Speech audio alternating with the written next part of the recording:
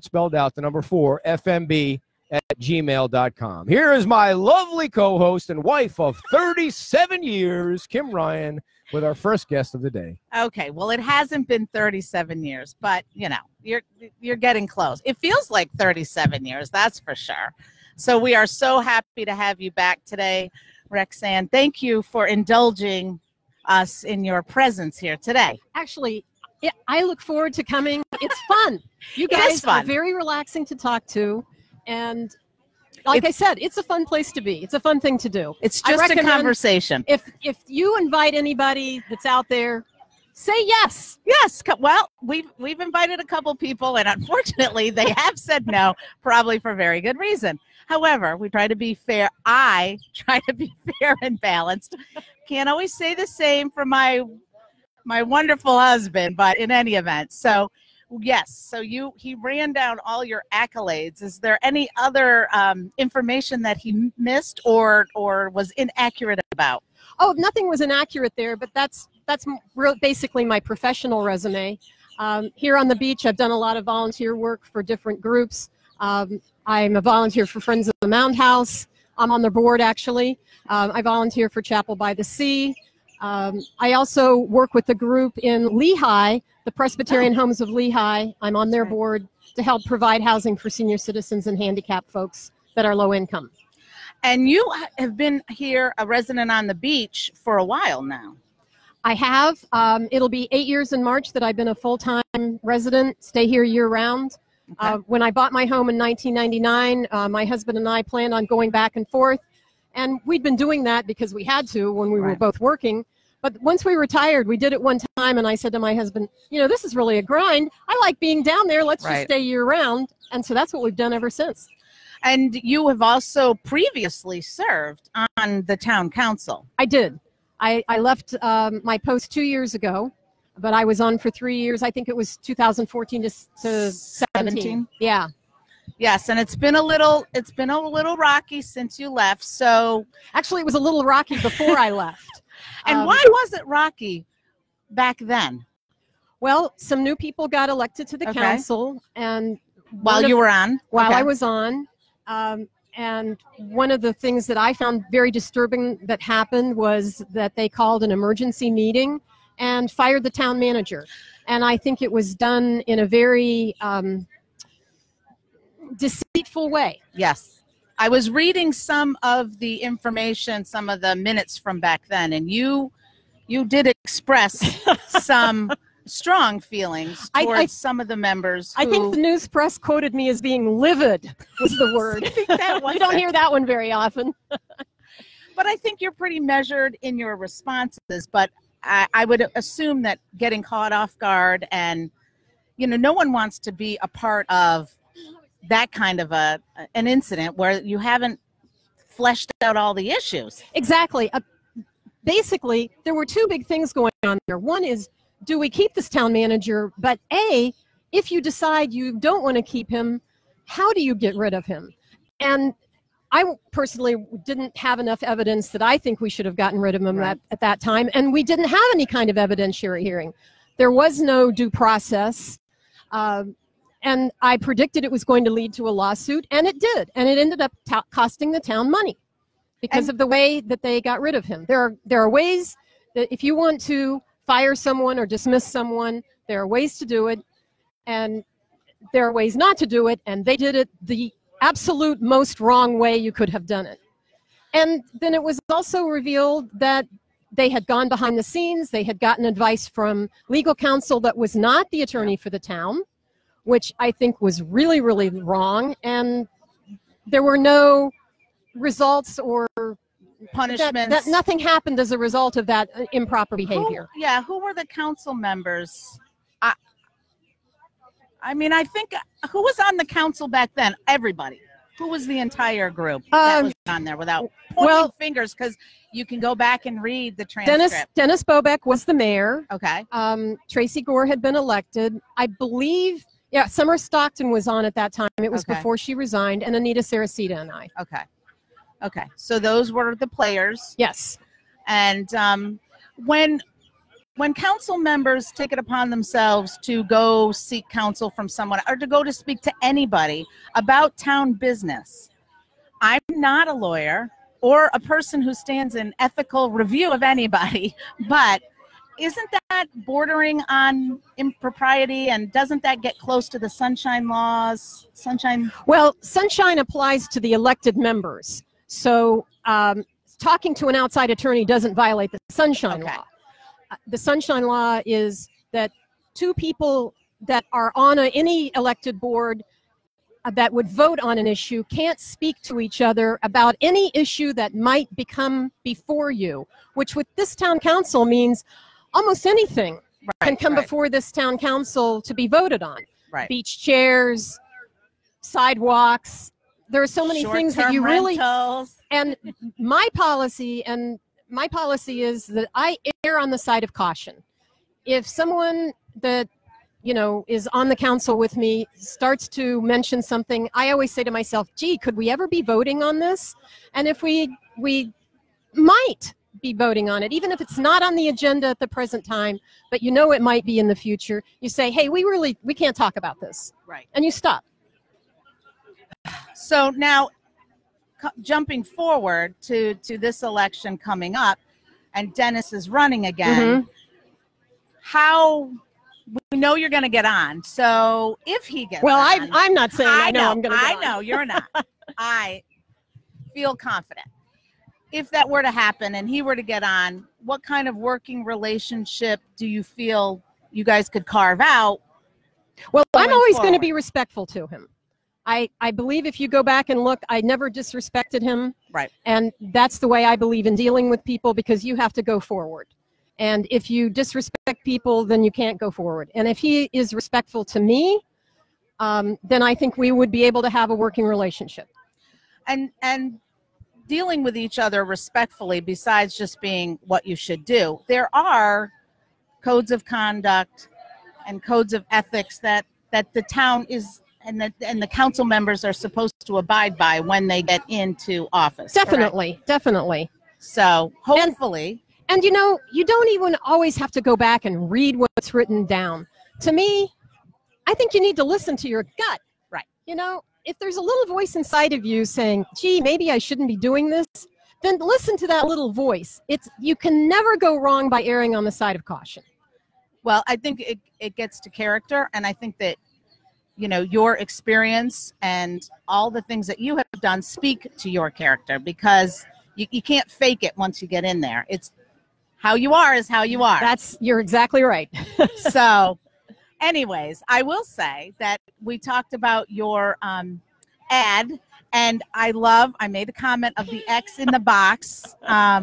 We have to show that. I'm stealing this from your purse. Feel free.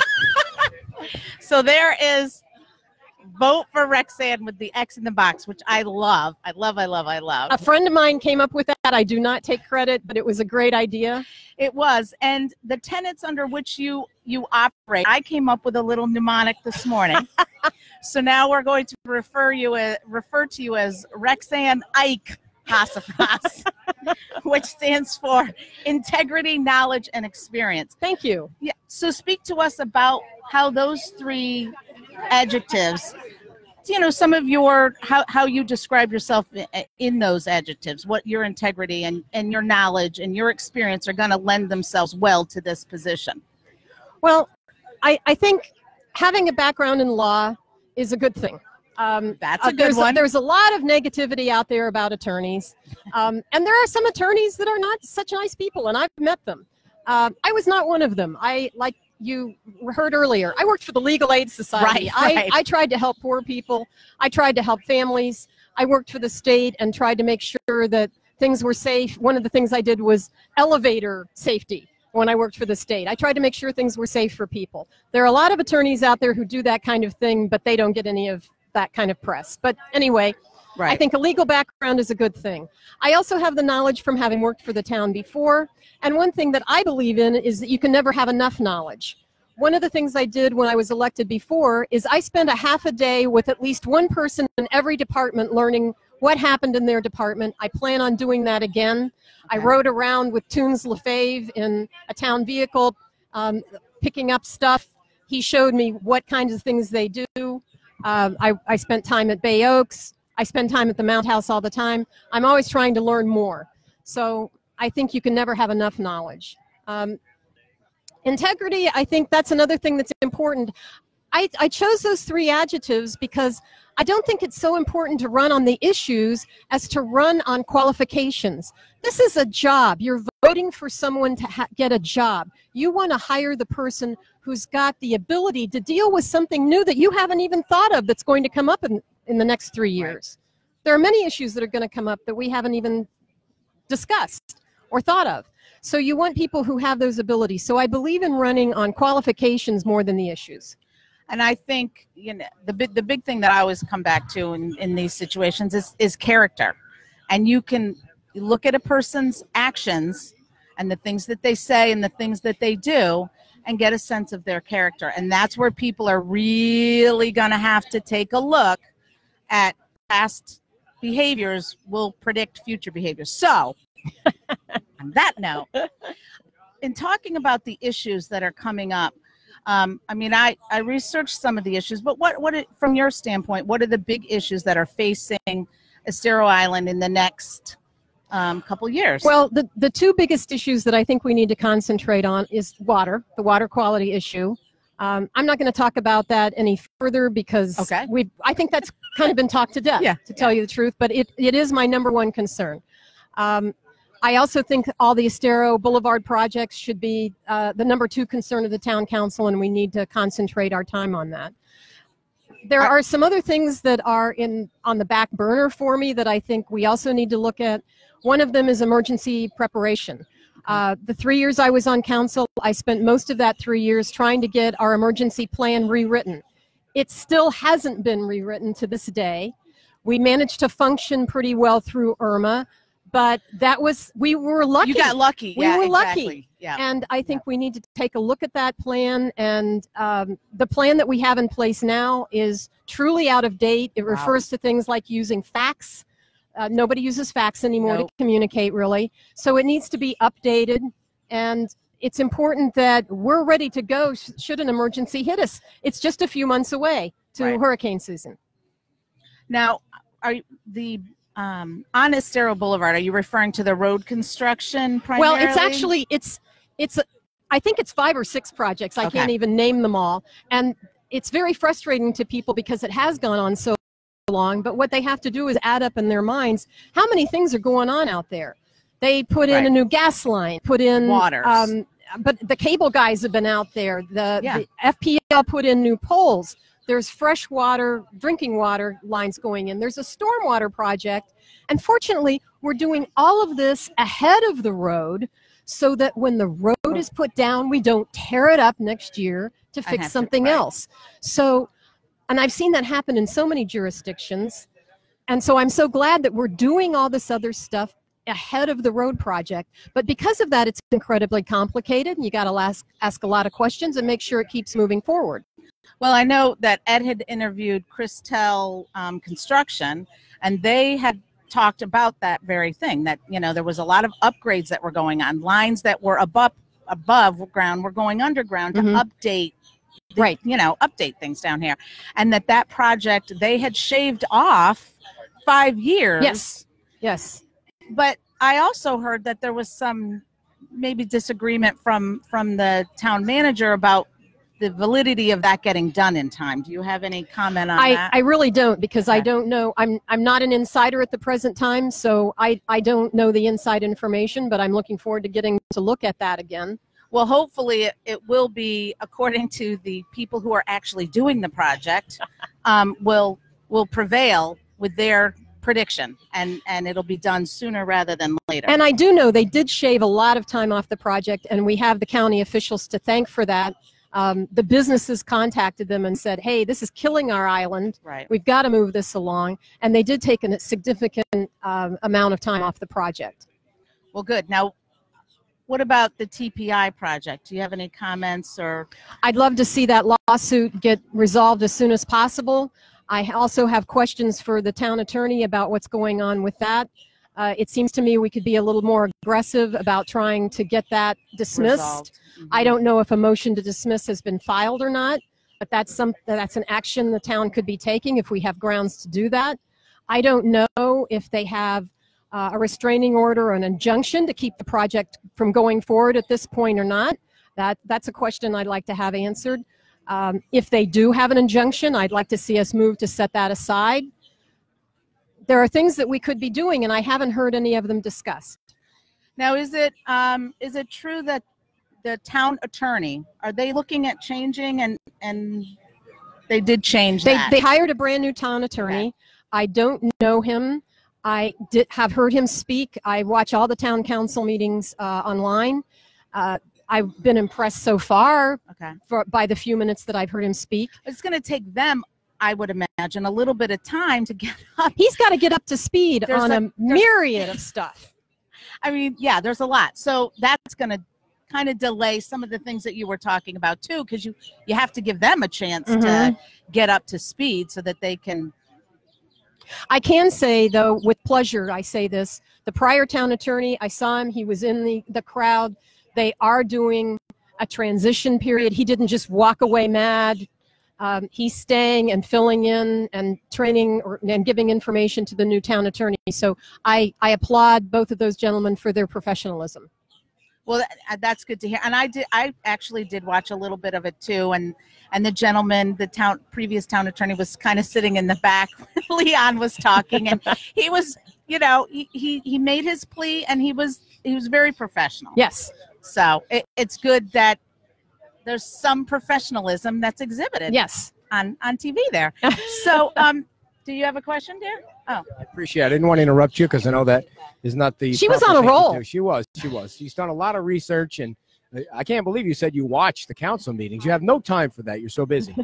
But Rexann, is this council targeting businesses with violations? Do you know anything about that? I don't know that is happening from any solid evidence. I hear rumor that is happening. I've heard people tell me it is happening, but I haven't heard any town employee say I was instructed by someone to go cite someone. So what is your view on code violations and things like that? Should they be as hard if the things that you're being told are true? Should they be that hard, or should they figure out a way to work with the businesses a little better so they feel like they're part of this island, even though some of them might not live here?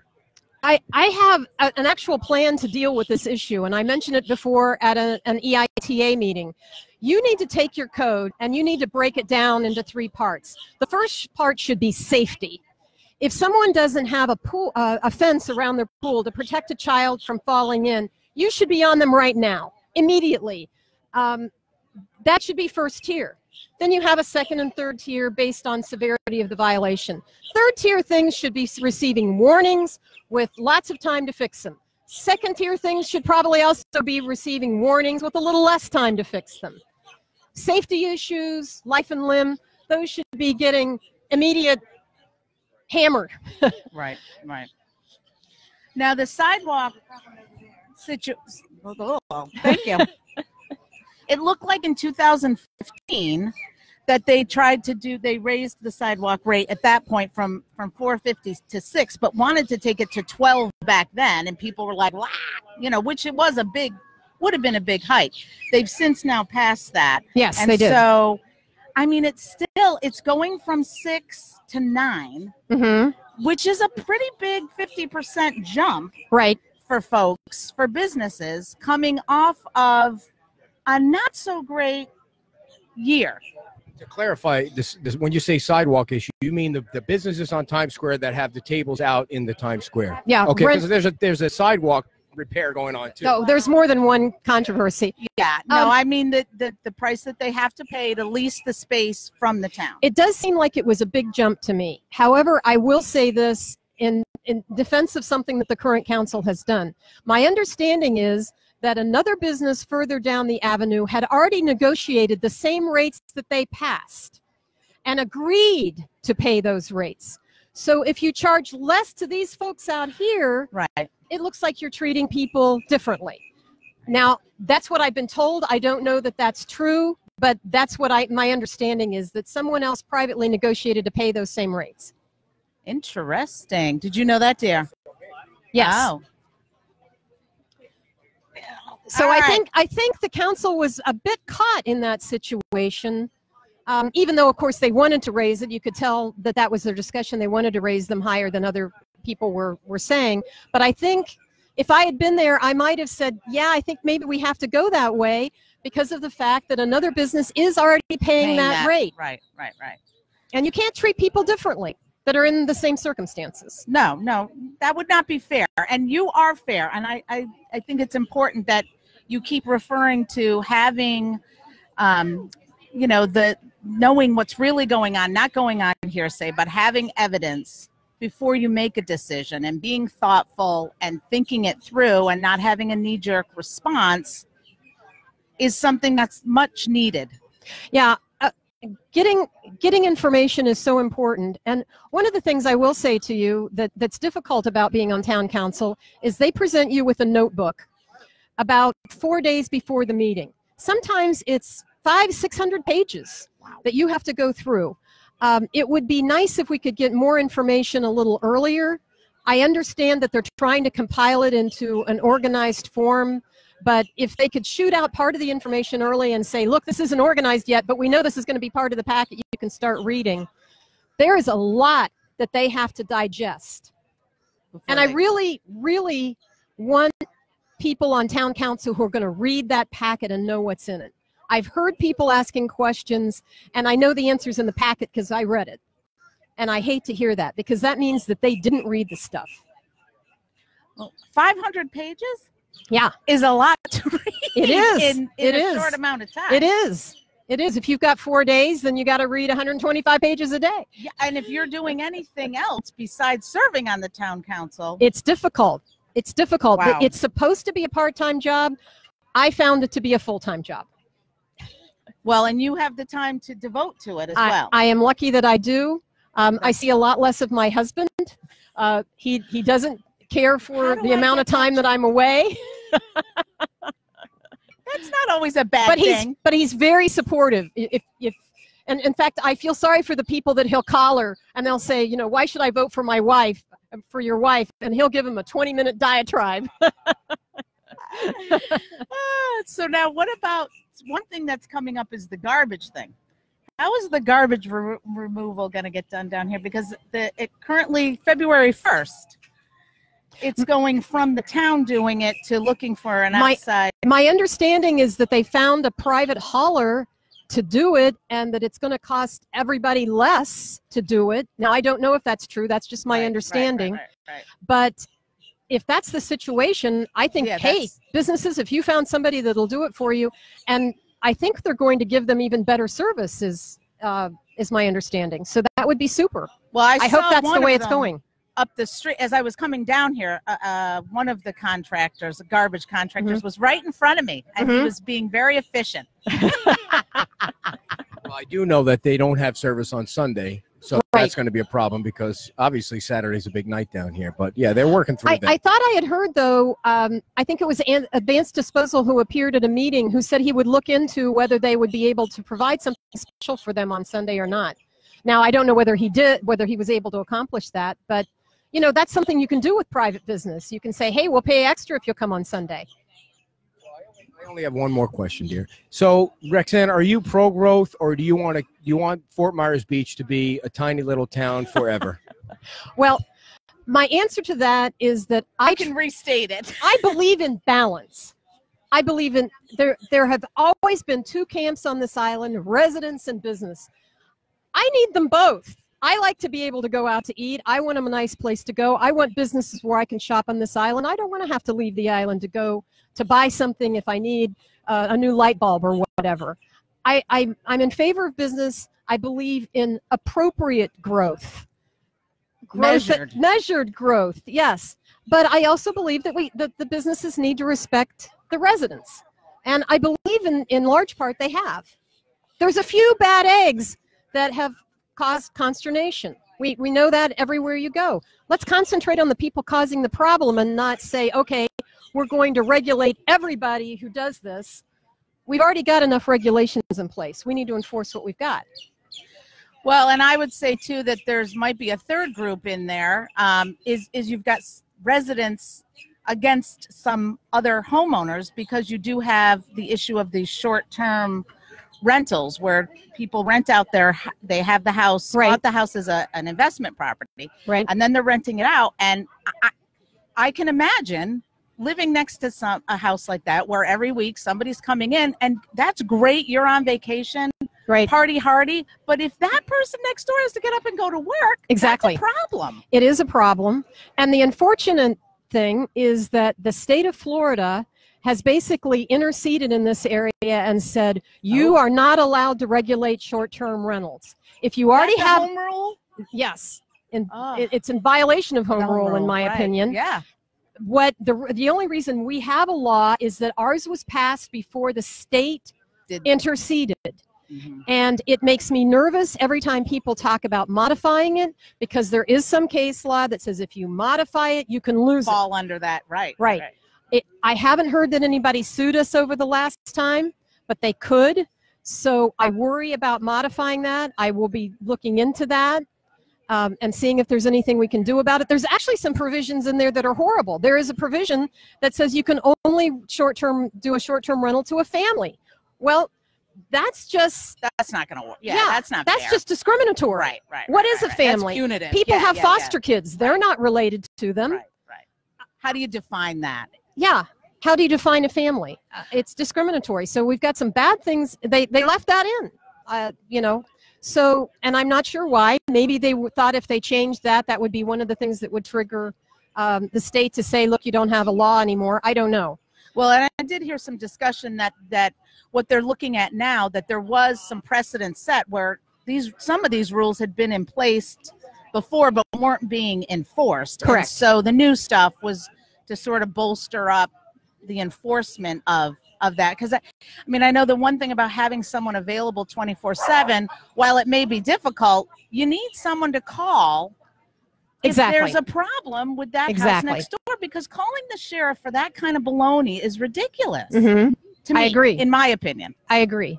Although I can tell you, I have called the sheriff when I had a problem. I found them to be very responsive.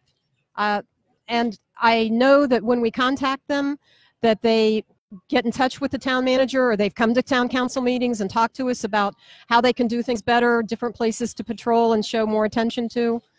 They've been very responsive to us. I've always, Lee County Sheriff's deputies have been fantastic. I know that they are very much about public safety and serving the public, and he's pulling them. I know, because thank you very much, dear. You're so nice to everybody. It's such a good balance. So, Rexann, take a couple of minutes and tell the audience exactly why they should vote for you. Why they should vote for me? Well, I think Kim covered it earlier, and I like her new acronym, integrity, knowledge, and experience. I said it before. You don't want someone who's running on a specific issue and has an axe to grind. You want someone who has the qualifications to deal with the unexpected things that are going to come up in a balanced and measured way. No, it's not a question. And as far as integrity goes, besides meaning your integrity, the word integrity means to keep things whole and undivided. And I think that is what Rexann will do for the town, is to bring people back together and not have these divisions. Hey, I believe in listening to everybody, even the people that I disagree with. Well, there you go, folks. Thank you so much, Rexann. Rexann, will you come on again before the sure. election? I'd love great. to. Thank I'd love you so to. much, and thank you so much for coming on. Was that a We polite appreciate way it of very dismissing much. me? Oh, no. Rexann, everybody. Thank you very much. Are you ready for Paula? We're going to take a